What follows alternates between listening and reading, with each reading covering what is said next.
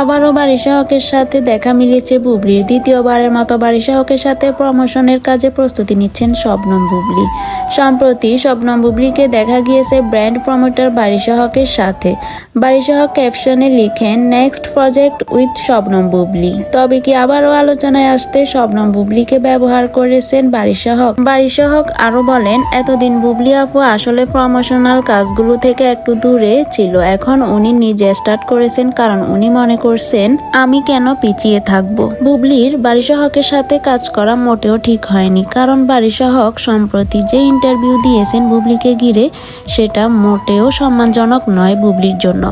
উনি যেভাবে কথাটা বলেছেন সেভাবে বিচার বিবেচনা করতে গেলে বুবলি উনার কাছে গিয়েছেন, তাই কাজ চেয়েছেন, তিনি কাজ দিয়েছেন। কিন্তু আমরা জানি বুবলিকে তারা নিজেরাই অফার করেছেন বিভিন্ন ব্র্যান্ড প্রমোশনের জন্য, কারণ গৌতম সাহাকে বলতে শুনেছি ক্লায়েন্ট যাকে চায়, যে অভিনেত্রীকে চাইবে আমরা তাকেই নিব।